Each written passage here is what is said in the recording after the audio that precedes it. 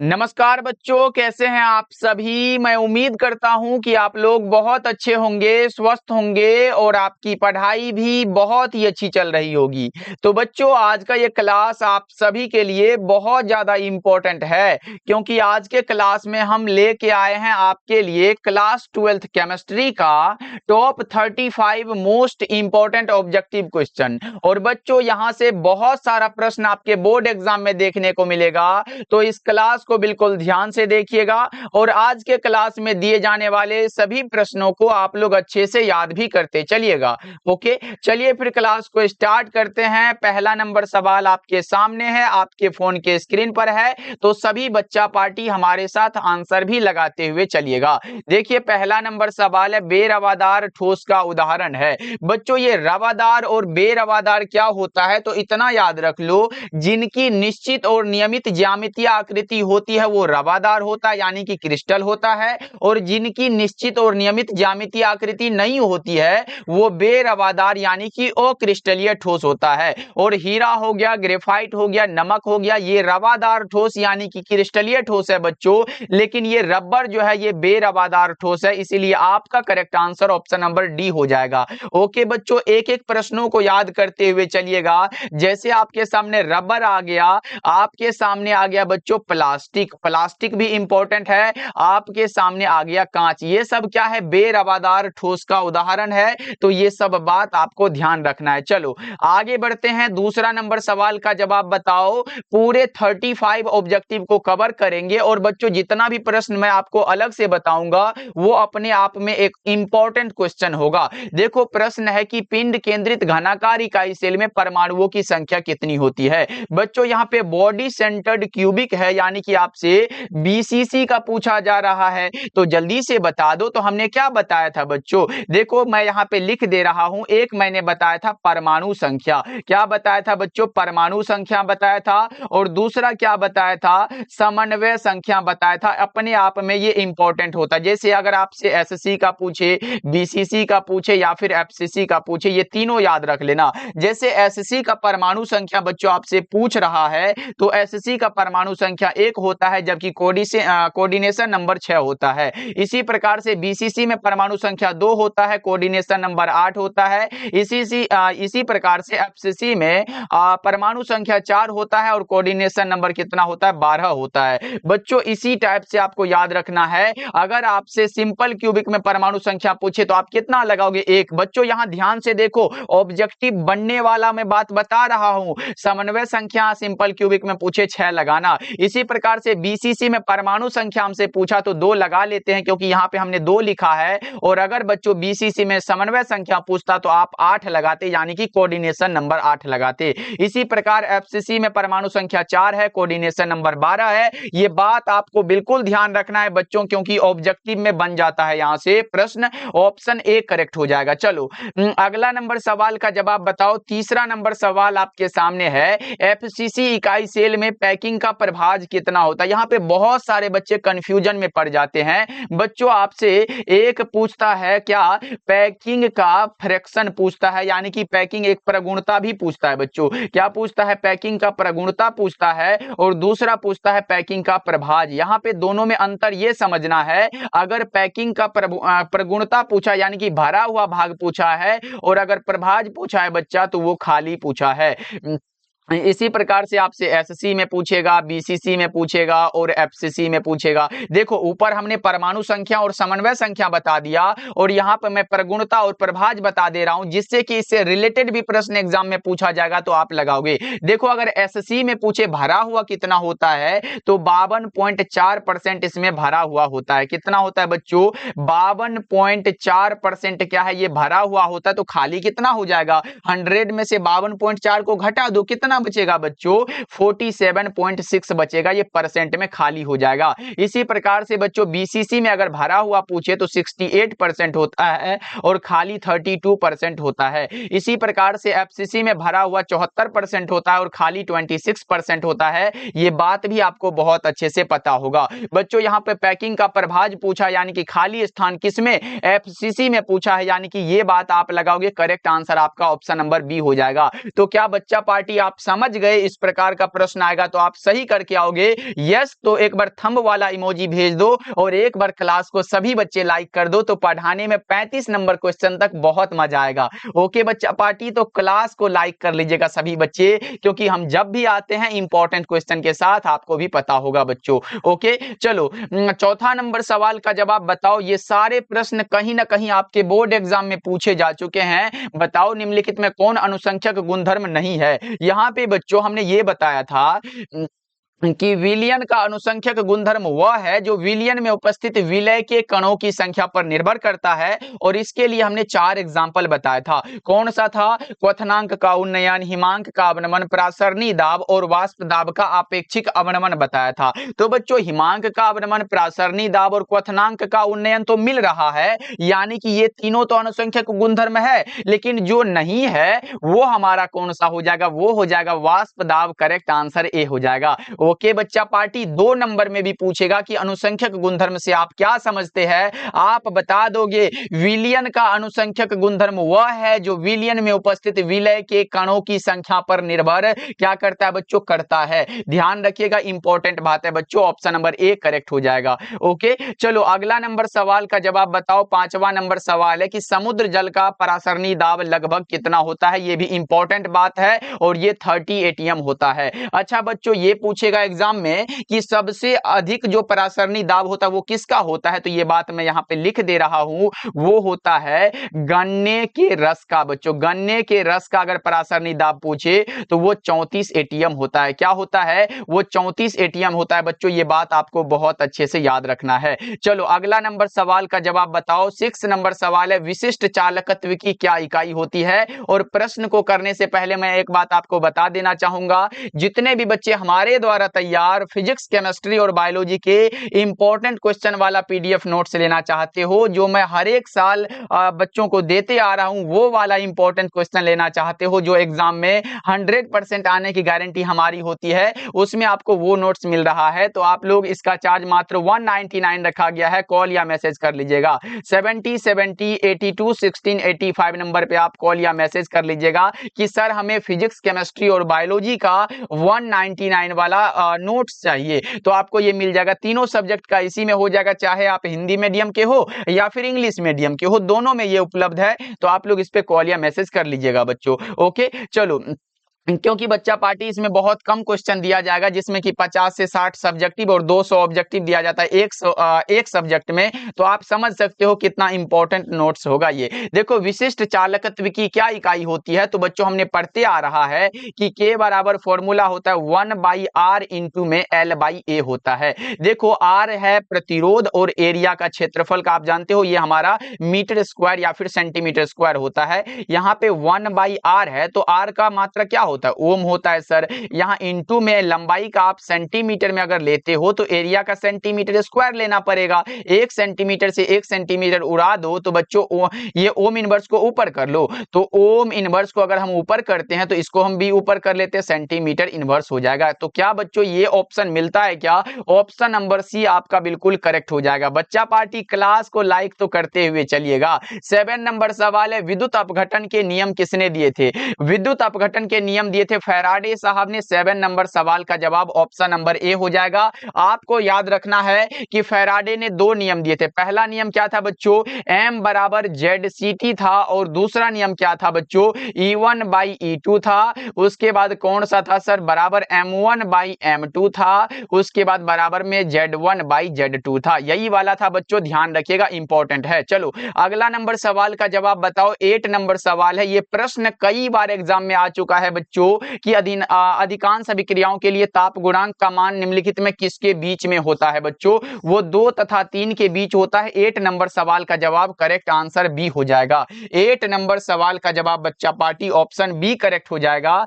ध्यान रखिएगा, ऑब्जेक्टिव अगर आप हमसे यहां कर रहे हो तो फिर ऑब्जेक्टिव में आपको टेंशन लेने की कोई जरूरत नहीं है, और सब्जेक्टिव का जो वो आपको नोट्स मिल रहा है, ऐसे ऑब्जेक्टिव वहां भी मिलेगा बच्चों। जो इंपॉर्टेंट है वो आपको सेलेक्ट करके वहां सारा कुछ मिल जाएगा नोट्स वाला में, तो बस आपको उस नोट्स को पढ़ने की जरूरत है। और बच्चा पार्टी ये नोट्स मैं इसीलिए बार बार बता रहा हूं क्योंकि ये हम कई वर्ष से देते आ रहे हैं और एग्जाम में लड़ने की गारंटी हमारी होती है। देखो किसी रासायनिक अभिक्रिया के वेग का व्यंजक जो है इतना दिया गया है, तो अभिक्रिया की कोटि क्या होगी? तो बच्चों हमने कितना आसान बात में बताया था कि वेग समीकरण में प्रयुक्त सांद्रण पदों के घात के योगफल को अभिक्रिया की कोटि कहते हैं। यानी कि बच्चों 2 नंबर में पूछ लेगा आपसे कि अभिक्रिया की कोटि से आप क्या समझते हो, बस इतना लिख देना, वेग समीकरण में प्रयुक्त सांद्रण पदों के घात के योगफल को अभिक्रिया की कोटि कहते हैं। अब देखो एग्जांपल के लिए आप लिख दोगे, यहां पे दिया गया ना, हमारे पास दिया गया वेग बराबर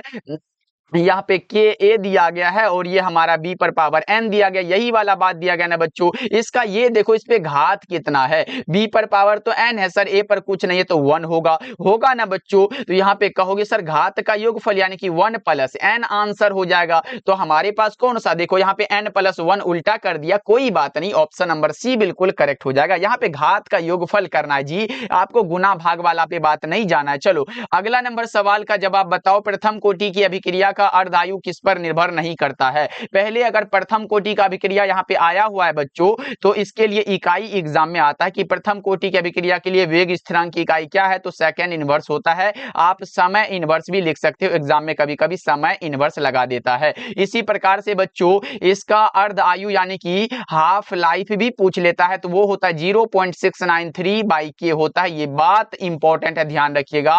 और ये भी इंपॉर्टेंट है, ये भी ध्यान रखना। और इसके लिए अर्ध आयु जो निर्भर नहीं करेगा वो प्रतिकारक के प्रारंभिक सांद्रण पर ये निर्भर नहीं करता है। ऑप्शन नंबर ए आपका बिल्कुल करेक्ट हो जाएगा। चलो अगला नंबर सवाल का जवाब बताओ, निम्नलिखित में कौन सा अधिशोषण है जो बहुआण्विक स्तर बनाता है? बच्चों ये कई बार हमने बता चुका है कि भौतिक अधिशोषण बहुआण्विक स्तर बनाता है और रासायनिक अधिशोषण एक आणविक स्तर बनाता है। भौतिक अधिशोषण के लिए 20 से लेकर 40 किलो जूल पर मोल में ऊर्जा ये मुक्त होता है, और इसी प्रकार से हमने रासायनिक वाला में क्या बताया था, 40 से लेके 400 किलो जूल पर मोल में ऊर्जा मुक्त होता है। ये सब नहीं बताए थे क्या बच्चों? भौतिक अधिशोषण उत्क्रमणीय होता है जबकि रासायनिक अधिशोषण अनुत्क्रमणीय होता है। ये सब ऑब्जेक्टिव है बच्चों जो एग्जाम में बन सकता है। अभी क्या होगा, बहुआण्विक स्तर बना रहा है, इसका मतलब भौतिक अधिशोषण हो जाएगा। और रासायनिक अधिशोषण बच्चों क्या करता है, ये एक आणविक स्तर बनाता है। क्या करता है, ये एक आणविक स्तर बनाता है बच्चों, ये बात आपको बिल्कुल ध्यान रखना है। और ये 20 से 40 वाला भौतिक अधिशोषण पे ध्यान रखिएगा। चलो नेक्स्ट नंबर सवाल का जवाब बता दो। 12 नंबर सवाल है, दूध एक उदाहरण है, बहुत बार रिपीट हुआ एग्जाम में, दूध एक उदाहरण है तो आपने पढ़ा ये पायस का उदाहरण है सर, इसका अंग्रेजी इमल्सन होता है बच्चों। कभी कभी पायस इमल्सन दोनों लिख देता है, तो ये बात आपको बिल्कुल ध्यान रखना है क्योंकि एग्जामिनर भाई कैसे भी आपको फंसाना चाहेगा। चलो नेक्स्ट नंबर सवाल का जवाब बताओ, अपमार्जक को क्या कहा जाता है? अपमार्जक को पृष्ठ सक्रियण कहा जाता है, सरफेस एक्टिवेटर कहा जाता है। 13 नंबर सवाल का जवाब आप बता के चलते हो कि ऑप्शन नंबर ए हो जाएगा। और बच्चा पार्टी जितने बच्चे नए नए जुड़ रहे हो सब्सक्राइब कर लीजिएगा। डेली क्लास का टाइम शाम के 7 बजे और शाम के 8 बजे 2 क्लास होता है, तो अगर आप हमारे क्लास को करना चाहते हो यूट्यूब पे बिल्कुल फ्री वाला, तो आप हमें शाम के 7 बजे और 8 बजे देख सकते हो। ओके बच्चों, चलो अगला नंबर सवाल का जवाब बताओ, लोहे का अयस्क कौन सा होगा? देखो यहाँ पे बच्चे गलत ये करते हैं, अगर लोहा का अयस्क पूछा है ना तो आप समझ लेते हो मुख्य अयस्क, या फिर मुख्य अयस्क पूछे तो आप अयस्क समझ लेते हो। देखो अगर लोहा का बच्चों मुख्य अयस्क पूछे, अगर लोहा का क्या पूछेगा बच्चों, मुख्य अयस्क पूछे, तो आप सिर्फ बता के चलते हो हेमेटाइट होता है। क्या होता है बच्चों? हेमेटाइट होता है। जबकि आपसे लोहा का अयस्क पूछे तो हेमेटाइट, मैग्नेटाइट, सिडेराइट, ये सारे के सारे लोहा का ही तो अयस्क है। अच्छा बच्चों, हेमेटाइट का फॉर्मूला जानते हो क्या? Fe2O3 होता है। इसी प्रकार से मैग्नेटाइट का क्या होता है? Fe3O4 होता है। सिडेराइट का क्या होता है? FeCO3 होता है। बच्चों हेमेटाइट का यहाँ पे हमने लिख दिया Fe2O3 होता है। ये सब फॉर्मूला है बच्चों, एग्जाम में पूछ सकता है आपसे, तो ये सब बात भी आप ध्यान रखोगे कि सर ने ये बताया था, हाँ ये बताया था, तो ये सब आपके दिमाग में चलने लगना चाहिए। चलो अगला नंबर सवाल का जवाब बताओ। 15 नंबर सवाल है, गैलेना किसका अयस्क होगा? कई बार एग्जामिनर ने पूछा है कि गैलेना किसका अयस्क होता है, तो लेड का होता है। इसी प्रकार से आप बता दो कि ये बच्चों क्या बोलते हैं इसको, जल्दी से पहले बता दो, कि HGS जो है ये किसका अयस्क है। जल्दी से आप हमें बताओ कि HGS किसका अयस्क है, जिसे आप HGS को क्या कहते हो? HGS को आप सिनेबार कहते हो। और सिनेबार किसका अयस्क होता है? तो सर ये मरकरी, जिसे आप Hg बोलते हो, ये इसका अयस्क है। और अगर पूछे कि क्या बच्चों चांदी का कौन सा अयस्क होता है, तो चांदी का बहुत सारा अयस्क है। कौन सा हो जाएगा? सिल्वर ग्लांस होता है, हॉर्न सिल्वर होता है, यानी कि Ag2S होता है, AgCl होता है। ये सब क्या है? सिल्वर का अयस्क है। एल्युमिनियम का तो एक ही है जो कि बॉक्साइट है। एल्युमिनियम का एक नहीं है, बहुत है, जैसे कि कोरंडम भी होता है, तो क्रायोलाइट भी होता है, बॉक्साइट हो गया। ये बात इंपॉर्टेंट है। बॉक्साइट का सूत्र भी बता दूं क्या बच्चों? चलो यहाँ पे बता दे रहे, Al2O3 × 2H2O। ये बात भी याद रख लो, क्योंकि एग्जाम में पूछ देगा बॉक्साइट का क्या सूत्र होता है। Al2O3 × 2H2O। एल्युमिनियम का यह बॉक्साइट हो जाएगा। लेड का हो जाएगा गैलेनाथ, जो कि ये हमारा करेक्ट हो गया। और ये चांदी का बच्चों Ag2S, जिसे आप क्या कहते हो? सिल्वर ग्लांस कहते हो क्या बच्चों? हाँ। और AgCl को क्या कहते हो? हॉर्न सिल्वर कहते हो। और सिनेबार वाला बताया ना Hg का होता। चलो नेक्स्ट नंबर सवाल का जवाब बताओ। 16 नंबर सवाल है, डोलोमाइट खनिज में क्या पाया जाता है? तो मैग्नीशियम पाया जाता है। और बच्चों यहाँ पे नीचे देखे तो कैल्शियम भी पाया जाता है, यानी कि A और C दोनों करेक्ट हो जाएगा आपका जी। इसमें डोलोमाइट खनिज में मैग्नीशियम और कैल्शियम दोनों होता है, लेकिन मैं बता दूं कि ये एग्जाम में दोनों ऑप्शन था, जो कि हमारा दोनों ऑप्शन सही है। तो आप बताओ, ये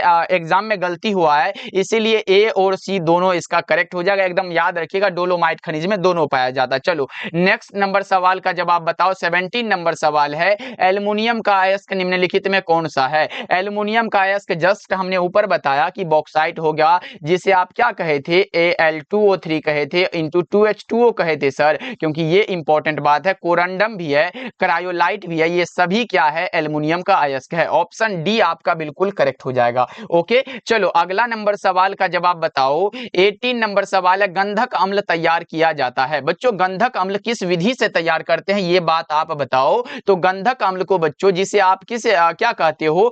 H2SO4 कहते हो। गंधक अम्ल यानी कि बच्चों H2SO4, जिसे आप सल्फ्यूरिक एसिड कहते हो, संपर्क विधि से तैयार होता है। इसी प्रकार से ये बता दो कि ओस्टवाल्ड विधि से क्या बनता है? ये बनता है बच्चों नाइट्रिक अम्ल बनता है ओस्टवाल्ड विधि से। इसी प्रकार से अगर मैं बता दूं हैबर विधि से क्या बनता है? अमोनिया तैयार होता है। ये सब बात आपको बिल्कुल ध्यान रखना है। अमोनिया किससे बच्चों? हैबर विधि से। ओस्टवाल्ड विधि से नाइट्रिक अम्ल तैयार होता है, और संपर्क विधि से सल्फ्यूरिक अम्ल यानी कि गंधक अम्ल तैयार होता है। ओके बच्चों, अब बोलोगे सर गंधक अम्ल और सल्फ्यूरिक अम्ल, अरे भैया सल्फ्यूरिक अम्ल का ही दूसरा नाम तो गंधक अम्ल है, ये याद रखोगे आप लोग। चलो अगला नंबर सवाल का जवाब बता दो कि वायु का मुख्य अवयव कौन सा होगा? वायु का तो वही कार्बन डाइऑक्साइड होगा, नाइट्रोजन होगा और ऑक्सीजन होगा। ये वाला बात तो सर हमारा करेक्ट हो जाएगा। 19 नंबर सवाल का जवाब आप ए लगा के चलोगे। चलो नेक्स्ट नंबर सवाल का जवाब बताओ जल्दी से। 20 नंबर सवाल आपके सामने है, निम्नलिखित में कौन सही है? यहाँ पे बच्चों ये पूछा गया है निम्न में कौन सा लाइन है जो वो सही है। तो ऑक्सीजन अनुचुंबकीय है सर, ये बिल्कुल सही है। ओजोन जिसे आप O3 कहते हो, ये प्रतिचुंबकीय है, ये बात भी सही है। और लोहा कोबाल्ट निकेल ये लौह चुंबकीय है, ये भी बात सही है। यानी कि इनमें से सभी आप कहोगे कि ये सारा बात हमें सही लगा सर, ऑप्शन नंबर डी बिल्कुल करेक्ट हो जाएगा। देखो बच्चों यहाँ पे एक गलती नहीं करना, ऑक्सीजन मतलब O2 पूछे तो अनुचुंबकीय, लेकिन O3 पूछे तो प्रतिचुंबकीय, ये बात आपको याद रखना है। चलो अगला नंबर सवाल का जवाब बताओ। 21 नंबर सवाल है, निम्नलिखित में सर्वाधिक आयनन विभव किसका होता है? फास्फोरस का। सर्वाधिक आयनन विभव फास्फोरस का है, करेक्ट आंसर आपका ऑप्शन नंबर बी हो जाएगा। नेक्स्ट नंबर सवाल का जवाब बताओ, सर्वाधिक विसरण क्षमता किसमें पाई जाती है? तो वो हीलियम में होती है। सर्वाधिक विसरण क्षमता बच्चों हीलियम का होता है, करेक्ट आंसर आपका ऑप्शन ए हो जाएगा। 22 नंबर सवाल का जवाब बच्चों ऑप्शन ए ही लगाना है, नहीं तो आप गलत कर लोगे। चलो नेक्स्ट नंबर सवाल का जवाब बताओ, और बताते चलो ना क्लास कैसा लग रहा है। कमेंट सेक्शन आपके सामने है जी, बताते चलोगे तभी ना थोड़ा सा एकदम बढ़िया सा एनर्जी मिलेगा आपको पढ़ाने का। चलो बताओ त्रिक्षारकीय अम्ल कौन सा हो जाएगा? त्रिक्षारकीय अम्ल अगर बात करें H3PO4 क्या है? त्रिक्षारकीय अम्ल है, करेक्ट आंसर ए हो जाएगा। ओके चलो अगला नंबर सवाल का जवाब एक बार बताओ, XeF4 का आकार कैसा होता है? देखो आपके सामने ये भी पूछ सकता है कि XeF2 का आकार कैसा होता है, ये बात आप हमें बता के चलोगे। XeF2 का आकार अगर आपसे पूछे ना, वो रेखीय होता है। क्या होता है बच्चों? ये रेखीय होता है। और अगर XeF4 का पूछे तो वर्ग समतलीय होता है। करेक्ट आंसर आपका बी हो जाएगा। 24 नंबर सवाल का जवाब आप बी लगा के चलोगे। चलो नेक्स्ट नंबर सवाल का जवाब बता दो एक बार। 25 नंबर सवाल है, फोटोग्राफिक फिल्म प्लेट में किसका आवश्यक घटक होता है? Most important and repeated question है बच्चों, बताओ फोटोग्राफिक फिल्म प्लेट में किसका? तो सिल्वर ब्रोमाइड का, जिसे आप AgBr कहते हो। क्या कहते हो बच्चों? AgBr, जो कि याद रखना है, ऑप्शन बी करेक्ट हो जाएगा। चलो अगला नंबर सवाल का जवाब एक बार बता दो कि किस ग्रुप के तत्वों को संक्रमण तत्व कहा जाता है? निम्नलिखित में किस ग्रुप के तत्वों को बच्चों संक्रमण तत्व कहा जाता है? आप बता रहे हो सर डी ब्लॉक के तत्वों को संक्रमण तत्व तथा एफ ब्लॉक के तत्वों को अंतः संक्रमण तत्व कहा जाता है। एफ ब्लॉक के तत्वों को बच्चों अंतः संक्रमण तत्व कहा जाता है। ये बात भी आपको बहुत अच्छे से ध्यान रखना होगा, क्योंकि एग्जामिनर ने पूछ चुका है। चलो नेक्स्ट बता के चलो आप लोग कि क्लोरोफॉर्म एक प्रकार का क्या होता है? क्लोरोफॉर्म होता है ट्राई हेलोजन व्युत्पन्न होता है, या फिर ट्राई हेलोजन हैलाइड भी लिखा हुआ रहता है। तो ये बात आप याद रखना। करेक्ट आंसर आपका सी हो जाएगा। क्या होगा बच्चों? 27 नंबर सवाल का जवाब आप ऑप्शन सी लगा के चलोगे। चलो नेक्स्ट नंबर सवाल का जवाब बताओ। 28 नंबर सवाल है कि SN2 विधि में SN2 क्रियाविधि में किसका निर्माण होता है? संक्रमण अवस्था का। SN2 क्रियाविधि में बच्चों संक्रमण अवस्था का निर्माण होता है। ओके चलो 29 नंबर सवाल का जवाब बताओ। एल्कोहलों के सामान्य समूह कौन से होंगे? देखो यहाँ पे बच्चों एल्कोहलों लिखा गया है। एल्कोहल का पहले बताओ क्रियाशील मूलक क्या होता, तब मैं बताऊंगा। पहले आप ये बताओ एल्कोहल का जो क्रियाशील समूह होता है वो क्या होता है? एल्कोहल का क्रियाशील समूह आप बता के चलोगे सर ROH होता है। सर ये R क्या है? R एक एल्काइल ग्रुप है। R एल्काइल ग्रुप है तो आपको OH याद रखना है, क्रियाशील मूलक है। देखो इसमें भी OH लगा है, इसमें भी OH लगा है और इसमें भी OH लगा है, यानी कि ये हमारा हो गया 3 डिग्री अल्कोहल, 2 डिग्री अल्कोहल और ये 1 डिग्री अल्कोहल है। और एल्कोहलों पूछा, यानी कि ये सभी का सभी क्या है? एल्कोहल का ही सामान्य समूह होगा। करेक्ट आंसर आपका डी हो जाएगा। ओके बच्चों चलो नेक्स्ट नंबर सवाल का जवाब बताओ। डाई एथिल ईथर का दवा के रूप में उपयोग होता है। ये सबको पता है सर, बताओ डाई एथिल ईथर का उपयोग दवा के रूप में करते हैं, लेकिन कौन सा दवा होता है? वो होता है निश्चेतक के रूप में। करेक्ट आंसर आपका ऑप्शन नंबर डी हो जाएगा। ओके चलो नेक्स्ट नंबर सवाल का जवाब बताओ आप लोग। 31 नंबर सवाल है, पामीटिक अम्ल के क्षारीय लवण को क्या कहा जाता है? पामीटिक अम्ल के क्षारीय लवण को बच्चों एक साबुन कहा जाता है। ऑप्शन नंबर सी बिल्कुल करेक्ट हो जाएगा। पामीटिक अम्ल के क्षारीय लवण को एक साबुन कहा जाता है। चलो नेक्स्ट बता के चलो, क्लोरोफॉर्म की अभिक्रिया एसीटोन से कराने पर क्या बनता है? अगर क्लोरोफॉर्म की अभिक्रिया एसीटोन से कराते हैं तो हमें बनता है क्लोरेटोन। क्या बनता है बच्चों? क्लोरेटोन बनता है। करेक्ट आंसर आपका बी हो जाएगा। सही है बच्चों, ऑप्शन बी आप लोग लगा सकते हो। और अगर आपने भी बी लगाया है तो करेक्ट हो जाएगा जी। देखो प्रश्न आपके सामने है, निम्नलिखित में कौन हिंसबर्ग अभिकर्मक है? निम्न में कौन सा है बच्चा पार्टी जो हिंसबर्ग अभिकर्मक है? वो होता है, कौन सा होता है? बेंजीन सल्फोनाइल क्लोराइड होता है। अच्छा बेंजीन सल्फोनाइल क्लोराइड का सूत्र भी आपसे पूछ सकता है क्या? बताओ एक बार क्या होता है? वो हमारा होता है सर C6 होता है, H5 होता है और कौन सा? SO2 होता है, Cl होता है। ये होता है बेंजीन सल्फोनाइल क्लोराइड का सूत्र। ओके चलो नेक्स्ट नंबर सवाल का जवाब बताओ। तो ये रहा 34 नंबर सवाल। फ्यूरिन क्षार जो आरएनए में उपस्थित होता है, देखो ऐसे आरएनए में 2 फ्यूरिन क्षार होते हैं। कौन कौन सा होता है बताओ तो एक बार। आरएनए में 2 फ्यूरिन क्षार होता है। पहला कौन सा होता है आपको पता है क्या? पहला होता है सर, पहला हो जाता है एडिनिन होता है। और दूसरा कौन सा होता है सर? दूसरा जो होगा ना वो गुआनिन होता है। ये दोनों बात आप याद रखो। आरएनए में उपस्थित अगर फ्यूरिन बेस पूछ ले, आप लगाओगे एडिनिन या फिर गुआनिन, ये दो होता है। तो देखते हैं एडिनिन ऑप्शन में है क्या? एडिनिन तो नहीं है सर, तो गुआनिन लगा देते हैं ना। गुआनिन ऑप्शन ए है। अगर बच्चों दोनों रहे, एडिनिन और गुआनिन रहे, तो ए और बी दोनों नीचे में दिया रहेगा। ये बात आपको बिल्कुल दिमाग में बैठा लेना है, क्योंकि इंपॉर्टेंट बात है, एग्जामिनर पूछ चुका है इसको। चलो नेक्स्ट नंबर सवाल का जवाब एक बार बता दो। वसा और तेल का स्रोत क्या होता है? वसा और तेल का स्रोत दूध, मक्खन और पनीर तीनों है। आपका करेक्ट आंसर डी हो जाएगा। बच्चों अच्छे से याद रखिएगा, वसा और तेल का स्रोत क्या होता है? ये इनमें से सभी दूध, मक्खन और पनीर हो जाएगा। ओके चलो जी इस क्लास में हमने पूरे 35 ऑब्जेक्टिव को कवर किया।